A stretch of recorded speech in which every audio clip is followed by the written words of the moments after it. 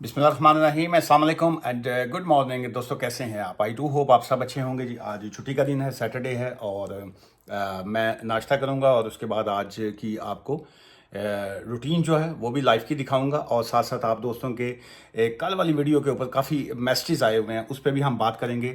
और ये आज की ये वाला जो वीडियो व्लॉग है ये स्पेशली जो है ये स्किल्ड वर्कर वीज़ाज़ के हवाले से मैं कोशिश करूंगा कि ज़्यादा से ज़्यादा आपके सवालात जो हैं आज की इस वीडियो में मैं ऐड कर सकूँ। घर पूरा मैसी हुआ पड़ा है जी और आज छुट्टी है, आज पूरी क्लीनिंग करवाऊंगा जी। अच्छा जी, ये फ़ोटो देखिए जी मेरी, ये बताइए ये मेरे शोल्डर्स के ऊपर जो है ये दोनों तरफ क्या है? मेल ने कि फीमेल ने? अभी तुसी दस्सियो कमेंट्स दे विच। वाह, नीट क्लीनिंग। अच्छा जी, ये पहला सवाल है किसी का, उन्होंने कहा जी कि पूरी फैमिली के साथ मूव होने के लिए क्या करना होगा। अब मुझे नहीं पता कि आप का मूव या रीलोकेट करने के हवाले से आपके माइंड में क्या चल रहा है और कैसे आप मूव करेंगे। स्टूडेंट वीज़ाज़ के ऊपर तो डिपेंडेंट्स आप ला नहीं सकते अनटिल अनलेस अगर आप पीएचडी जो है वो कर रहे हैं या रिसर्च का आपका कोर्स है। और अगर कोई स्किल्ड वर्कर वीज़ा है आपके पास तो ऑब्वियसली फिर आप फैमिली को मूव कर सकते हैं, लेकिन केयर होम्स के वीज़ाज़ के ऊपर आप अपनी फैमिलीज़ को नहीं ला सकते। और जो normal standard skilled worker visa है ऑब्वियसली उसका थ्रेशोल्ड जो है वो काफ़ी ज़्यादा है, 38,700 है जी। उसके ऊपर अगर आप खुद या फैमिली को मूव कर सकते हैं तो चाहे वो मेंबर्स जो हैं जितने भी हों ऑब्वियसली एज अ डिपेंडेंट जो है आप उनको ला सकते हैं। और उसमें अंडर 18 जो है बच्चे जो होते हैं 18 साल से कम उम्र के बच्चे जो हैं वो उसमें आ सकते होते हैं। गार्डन बहुत गंदा है जी और ये मैं अब आपको नेक्स्ट वीक दिखाऊंगा कि ये कितना मैंने साफ़ किया है या करवाया है।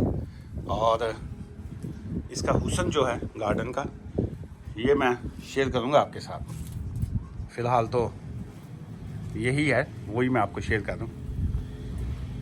Assalamu alaikum sir, we have applied for sponsor license since April 2024 but still reply नहीं आ रहा। अप्रैल, मई, जून, जुलाई, अगस्त और सितंबर जो है इतना टाइम वैसे वो स्पॉन्सर लाइसेंस पे लगाते नहीं हैं जी। और वो अब आपको देखना पड़ेगा कि नॉर्मली तो अगर किसी ने 500 पाउंड उनकी प्रायोरिटी की फ़ीस पे की है तो 10 से 15 डेज़ में आ जाता है, लेकिन स्टिल जो है वो टाइम टेक करते हैं और वो कहते हैं जी आप को फर्दर इन्फॉर्मेशन है या एक्सप्लेनेशन वगैरह वो मांग सकते हैं। और वो मांगते भी हैं मोस्ट केसेस में 80-90% जो है वो आपसे फर्दर डिटेल्स मांगते हैं कि जी आप हमें फ़लाँ चीज़ें जो है वो प्रोवाइड कीजिए, क्यों आप एम्प्लॉय रख रहे हैं, कहाँ से आप उनको, इनसाइड यूके है, आउटसाइड यूके है। फिर उसके बाद जो आपकी कंपनी का स्ट्रक्चर है उसकी डिटेल्स आ जाती हैं। सो काफ़ी कुछ जो है वो उसमें तफसीलात जो है उसकी आ जाती हैं। तो उसमें अब आई डोंट नो कि आपको कोई रिप्लाई आया है, ईमेल वगैरह आई है या नहीं आई, या फर्दर अभी अगर तो आपको लास्ट ईमेल आई हुई है और उसमें वो कह रहे हैं जी कि हम स्टिल जो है अब इसको इन्वेस्टिगेट कर रहे हैं या फिर मतलब इस रिफ्यूज़ल नहीं है सच, इसको सिंपल वर्ड्स में कहा जाए। सो देन जो है आपको वेट ही करना पड़ेगा। रिमाइंडर का ऐसा कोई फ़ायदा होता नहीं है। बाज़ जो है वो आप रिमाइंडर भेजते हैं या बार बार उनको तंग करते हैं, ईमेल्स करते हैं, तो वो बाज़ का इरिटेट भी बंदा हो जाता है। सो एनीवेज उसका तरीकाकार यही होता है कि अगर आपने उनकी रिक्वायरमेंट मुकम्मल दे दी है उनको तो देन जो है द बेस्ट ऑप्शन वेट कीजिए। वैदर आज बड़ा अच्छा है जी और ਉਹ ਜਿਹਨੂੰ ਪੰਜਾਬੀ 'ਚ ਕਹੀਦਾ ਨਾ ਕਿ ਜਾਂਦੇ ਬਹਾਰ ਦੀ फल ਜਿਹੜਾ है तो मन लगता है इस टाइम ਜਾਂਦੇ बहार की गर्मी है। सो कल बारिश थी फुल डे और आज इधर ब्रैडफर्ड, मैं चूँकि ब्रैडफर्ड में होता हूँ तो ब्रैडफर्ड में जो है वो आज वेदर बड़ा सनी है, बड़ा मज़ेदार वेदर है।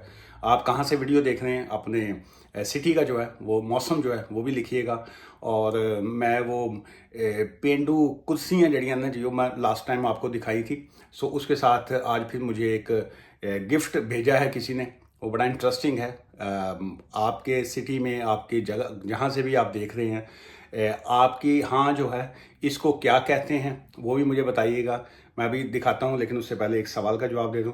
Skilled worker visa refused after interview, my work, my experience, my diploma are were original and from France, they refused it. देखिए क्या स्किल्ड वर्कर वीज़ा जो है वो आपके डॉक्यूमेंट्स की बेस के ऊपर रिफ्यूज़ल आई, उसके बारे में मैं तो नहीं कुछ कह सकता कि आपके रिफ्यूज़ल लेटर पे क्या उन्होंने लिखा है।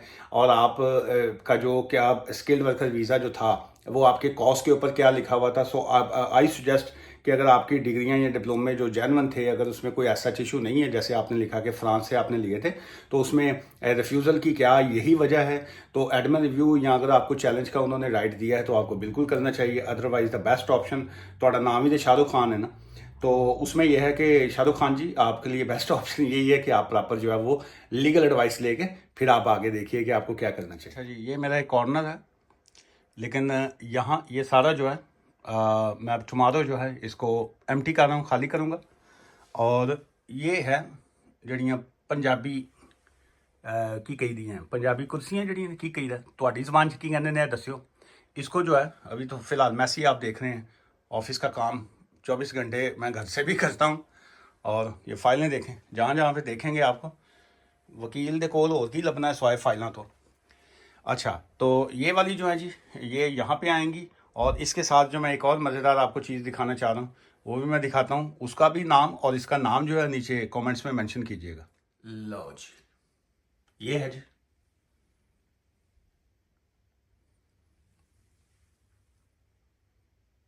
साड़ी इसी पंजाबी च इहनूं हुक्का कहने हैं। यह हुक्का मैं मंगवाया है उसके आगे रखने के लिए।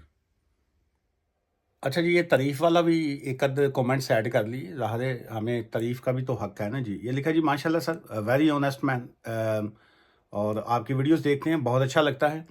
और आपने ये कल या परसों 2-3 दिन पहले मैंने वो शायद कोई वीडियो रिव्यूज़ के हवाले से या कुछ ऐसा मेंशन किया था, तो उसके हवाले से ये आप ही ने लिखा है कि आप इग्नोर किया करें। और आप बहुत अच्छा काम कर रहे हैं जी, और आप इसको कंटिन्यू करें। आपकी वीडियो देख के हमें बहुत हौसला मिलता है और बहुत मालूमाती होती हैं, इंफॉर्मेशन मिलती है।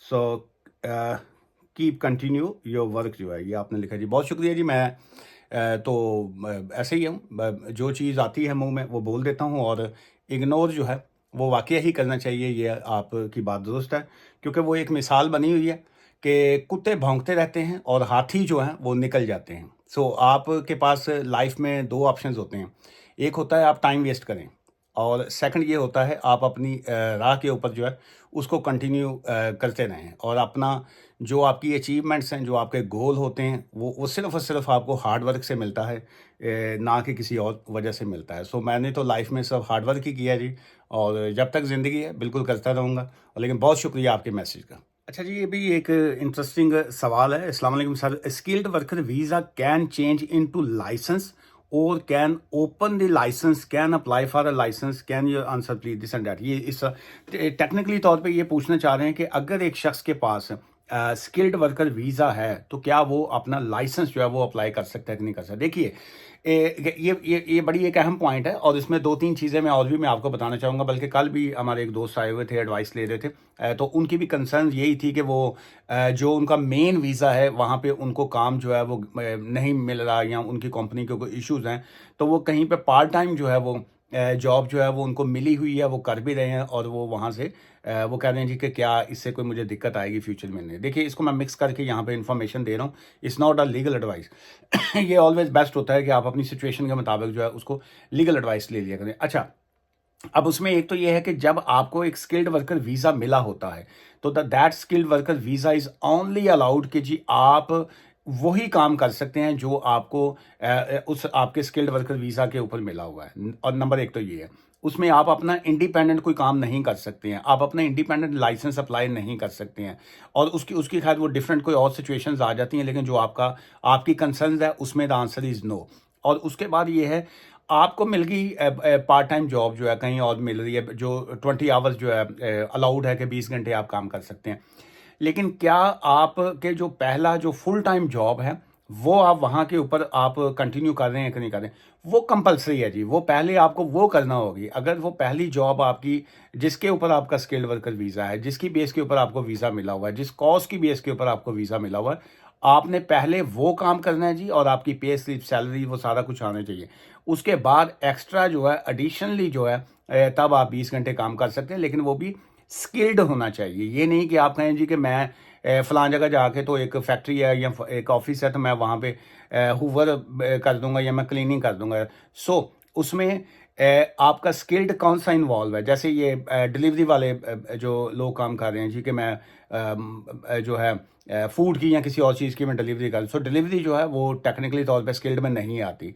लेकिन क्या आप किसी रेस्टोरेंट में जो है एज अ शेफ़ काम कर रहे हैं, यस, वो स्किल्ड में आ जाता है। सो वो जो चीज़ स्किल्ड में आएगी वो आपको अलाउड है जी।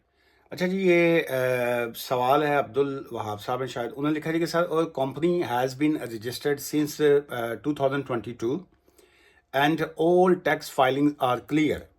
We have multiple stores on Amazon. Can we also apply for a license? बिल्कुल कर सकते हैं जी, उस पर कोई पाबंदी नहीं है। आपकी कंपनी रजिस्टर्ड है, आप टैक्स फाइलर हैं, आप की टैक्स रिटर्न वगैरह फाइल हुई हुई है, आप कि अगर वो लाइबिलिटी इंश्योरेंस नहीं है तो वो आप कीजिए।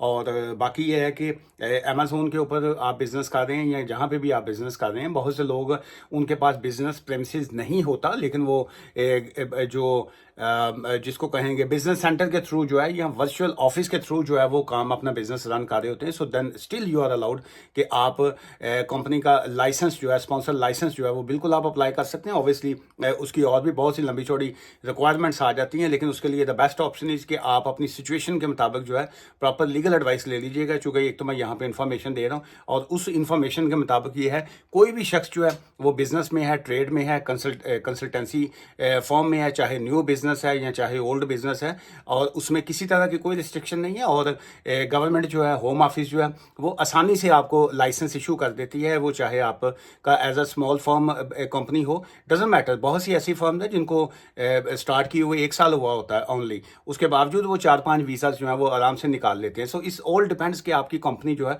वो किस तरीके से काम कर रही है और आप उसको आगे से क्या आपका बिजनेस नेटवर्क है, क्या आपका बिजनेस प्लान है। सो इसमें किसी तरह का कोई वरी वाली बात नहीं है, बिल्कुल आप अप्लाई कर सकते हैं। आज की इस वीडियो से मुझे इजाज़त दीजिएगा, और कल संडे है जी, संडे को मैं फिर ये जितने और बाकी सवालात आए हुए हैं, कुछ असाइलम के बारे में काफ़ी सवालात हैं, तो मैं कोशिश करूंगा कि अगर मुझे मौका मिला तो एक वीडियो इवनिंग में और कल 2-3 वीडियोस जो हैं वो मंडे तक अपलोड करूंगा। और मंडे वाले दिन जो है यूके टाइम 5 o'clock जो है मैं लाइव आपकी कॉल्स लूँगा। 01274924986 जो है वो नंबर होगा, 01274924986 जो है वो कॉल का नंबर होगा। और मंडे वाले दिन यूके टाइम जो है 5 o'clock लाइव आपके साथ जो है, और यूट्यूब पे, टिकटॉक पे और तमाम बाकी सोशल मीडिया के ऊपर मैं लाइव ही रहूँगा आपके साथ 1 घंटा, या देखेंगे उस वक्त की क्या पोजीशन है। लेकिन वहाँ पे सिर्फ मैं आपको इन्फॉर्मेशन दूंगा, it's not a legal advice. तो लीगल एडवाइस के लिए ऑलवेज एडवाइजेबल कि आप अपॉइंटमेंट बुक करके मेरे ऑफिस आना चाहें या फ़ोन के ऊपर कंसल्टेशन लेना चाहें, बिल्कुल ले सकते हैं, लेकिन हम लोग जो है वो फीस चार्ज करते हैं। तो हमें याद रखिएगा, ठीक है। Thank you, bye for now.